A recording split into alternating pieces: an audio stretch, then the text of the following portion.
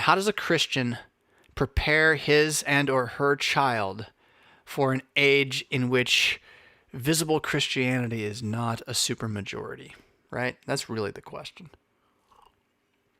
Or even a majority, even a large minority, perhaps. Although the Catholics are still a big crew, the debate upon the level of Christianity in the Roman Catholic Church, of course, would depend on which Roman Catholic you're talking to, I suppose. But all that said, the Pope being the Antichrist and all, as we confess, how do you? I don't know. Other than that, get thee to the Proverbs and Ecclesiastes, and don't you dare forget Ephesians, Galatians, Colossians, right? Heartwarm yourself with a deep and abiding understanding of the caretaking nature of God over you, his church. Galatians, Ephesians, Colossians. You could throw Romans in there, but it's a little more of a treatise. Philippians, have that be regular diet for the family. And as I say this, I'm like, man, that's a good plan, Jonathan. You should do that. Those 4 books, Galatians, Ephesians, Colossians, Philippians, on recycle, right, is a real nice early starter catechism for basic Christian piety and living against and within the world without it having to become some radical thing, right?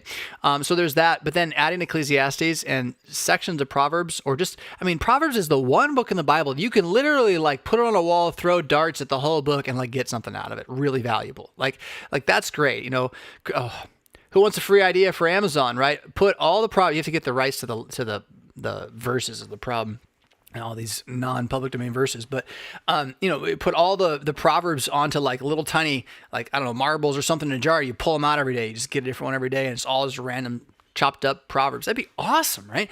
Because what does that give you? It gives you a structure, a framework for thinking, a basic understanding of how the world works. So that's what our children have not been receiving from us. We have outsourced that to the TV and to the school system, and the Lutheran school system has done a better job than the secular school system of fending off the onslaught of lies. But to be honest, and if you're really frank about the results of the Lutheran school system, if you're going to look at what at least the LCMS's Lutheran school system has actually produced in terms of committed LCMS dutiful members of both citizen and or country and church, well, we haven't quite pulled that one off. So, you have to at least question that a little bit and say, how do we stop outsourcing teaching from the home? That's the question. It's not that you can't send your kids to school, but you have to understand that school is the secondary teacher. It's I don't know. And the TV is even more of this than the school. So harping about teachers in the school is not even it. And there's issues. Public schools, private schools, home schools, there's issues. But we let these little tiny people with unformed brains sit down in front of a blinking box that shows them colors they want to eat and stimulates their adrenal gland so that they salivate and have endorphin rushes. And they sit there and we let that box tell them everything for long, long stretches of time, years even. And then when they're 12, we want them to sit in a muggy classroom and have a pastor change their mind with a whiteboard. And it just isn't going to happen. So the way that you do this, the way you deal with this is you acknowledge as a parent that you're the teacher. Man, you're the preacher in the house.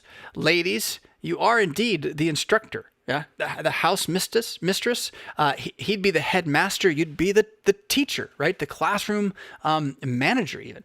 All of that, and hand in hand together, or separately, if you just happen to be on your own with this, you have to manage all of that. But the school you send them to, whatever it is, and we have stuff like that. We're homeschooling, but we also have things we expose them to, online programming for various types of language and music and this kind of stuff. So that's secondary.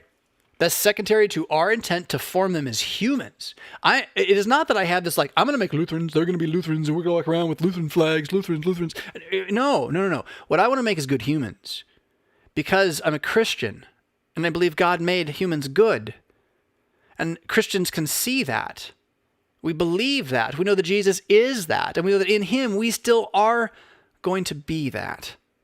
And so even though we're not all of that now, standing in this muck, we can lift up our heads and be unafraid to be different.